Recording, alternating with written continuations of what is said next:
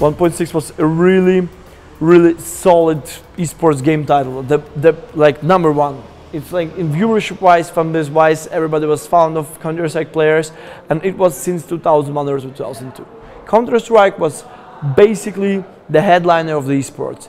Well, the Counter-Strike scene back in days, as well as gaming, was like really small. You know, a tournament, it was maybe 30 people standing behind watching. You thought it was like great if 10,000 people watched the game online. That was like a huge deal.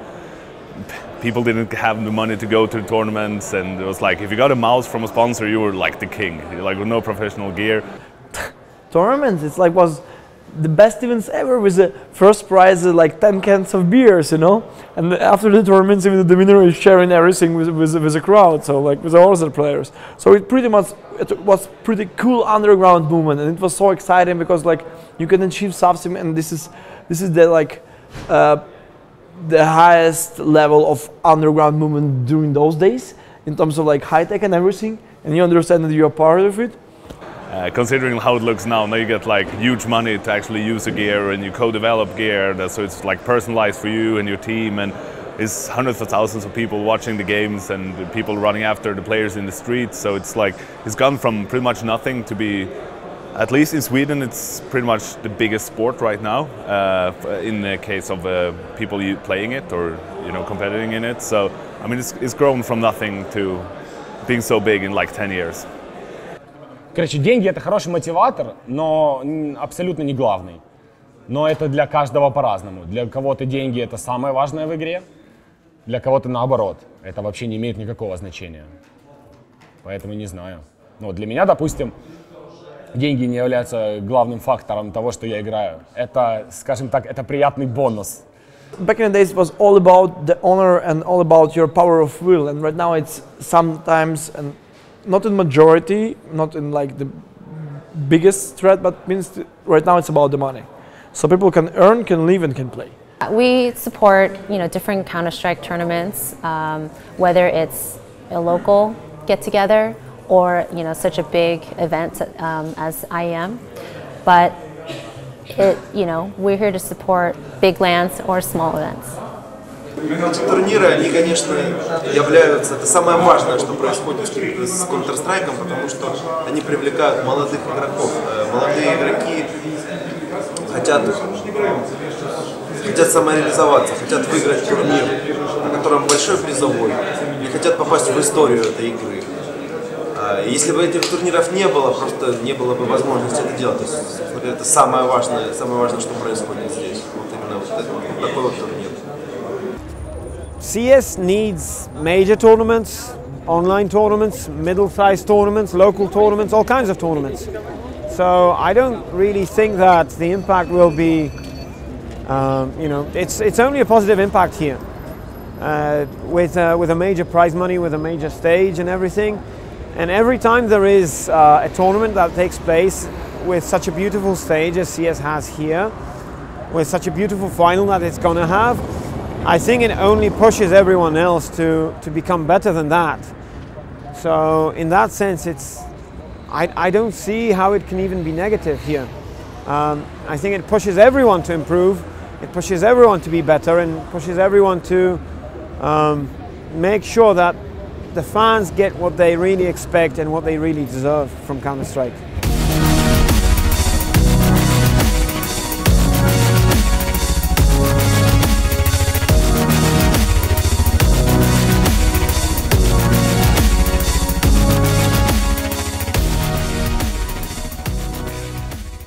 The reason why Counter-Strike scene got so much smaller is because of ESWC, Inter-Extreme Masters and WCG just shutting them down. These three biggest events just shut down the Counter-Strike 1.6, and they didn't think about the fans, didn't think about the people who were playing Counter-Strike, who were loving players and watching the best teams compete, and they just had to think about money, they had to think about their own business just to survive in esports, because esports maybe at the moment with Riot Games, with Valve investing, is getting bigger and bigger, but before that people had to be worried about sponsors like Intel, BenQ and others to really invest some money into the tournament. So, and of course like Blizzard or Valve, like if you create a game and you put money, then probably your game will end up at the Extreme Masters. So, I mean, it's fair trade, but that was the killer for 1.6 and Counter-Strike. Well, I think one, they didn't release a new game for a long time, right? Two, if you're a new player coming into Counter-Strike, you're going to get demolished. There's a high skill ceiling, you know? If you want to go play a solo queue in League of Legends, you can go have some fun at a low level and play. In Counter-Strike, it's not that fun at a low level.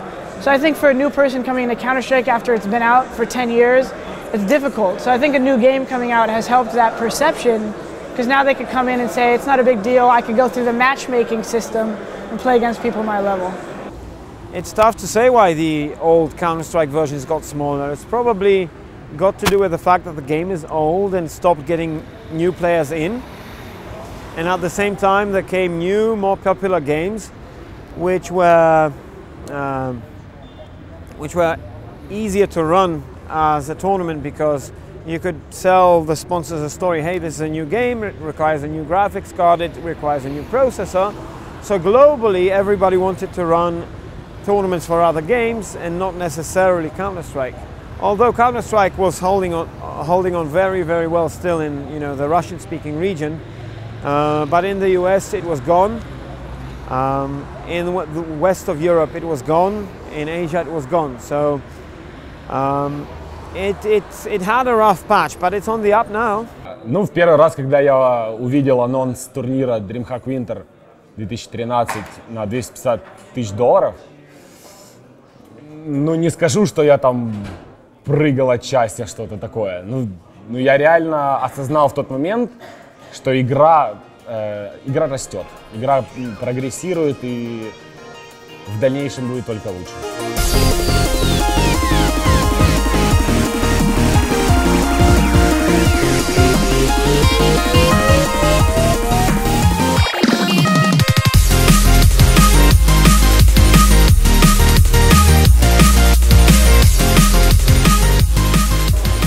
I think the CS scene or CSGO scene had such a rough start because, you know, they've been playing 1.6, right? If you look at it, it's like the graphics is horrible, the sound is horrible, it had bugs, but the feeling inside it was like the most amazing game ever to play, like because it had that Counter-Strike feeling inside it.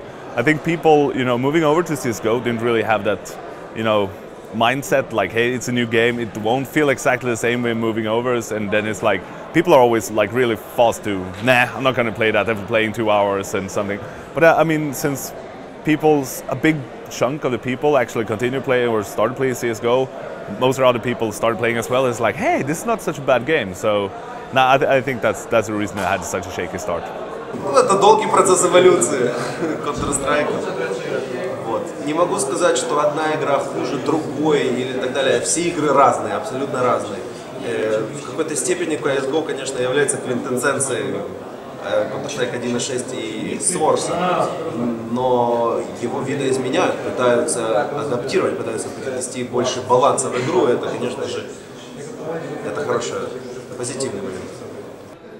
Basically, when CSGO came out, it was some sort of the, you know, some sort of the dividing factor. The audience was divided onto the new Counter-Strike followers and the 1.6, as well as the Source, because it's like 3 Counter-Strike at one time on the scene. For sure, it somehow influenced on the basic gaming experience, audience, and so on. But I think the Valve is kind of game developer that are trying to work with the community, trying to work with team and players, so they're improving their game on a daily basis. Gamers don't like change. Gamers prefer to stick to what they think is, you know, skill. So when something new comes out, they are not very patient with the product. They are not very happy to give it a real chance, because sometimes the difference is just that, the difference. It's not worse, it's not better, it's different. I can't say for Counter-Strike and Counter-Strike Go what the differences are, because I don't really play these games. I've managed many tournaments, I know the community, but when it comes to FPS games, I'm a Quake and Unreal Tournament guy. But I think it's been difficult to transition for the community based on the history and the hatred of the Source community with the 1.6 community and back. And both of them kind of felt like, hey, this game doesn't feel really like my game, and didn't want to give it a good shot. However, Valve has done a really good job overall improving the game, and now it's becoming more and more popular. The pros are not complaining about it. The pros are actually actively playing in the game. You've got tons of teams, tons of professionals, a big, vibrant community. And I have to say, I'm really impressed because honestly, I didn't think it would grow so big. The community is slowly rising because I think it's been very focused on MOBAs and RTS centric. But now that we're bringing back a first-person shooter, I think people are starting to see that there's still something to play for in Counter-Strike, and it's not gone yet. Counter-Strike is the most esports-oriented title, and for sure, I think bringing back the FPS on the highest level means that the polarity of esports will change. That bringing more different titles on the stream and make it more interesting to watch, more more new talents will come here, more teams, more sponsors, tournaments, and everything. So I would love to have Counter-Strike as a #1 title once again. I don't know when it will happen, or will it happen overall, but still, it's like for now, I think that the Counter-Strike is on the right way. We have had an absolutely phenomenal 4 days of action, and this on the final day promises to be nothing short of spectacular. This would be an epic final in any circumstance of playing in Poland. Did you believe that you'd make it here? It was our goal. It was our dream, but it's not finished. The job is not done yet. Where is it written that all our dreams must be small?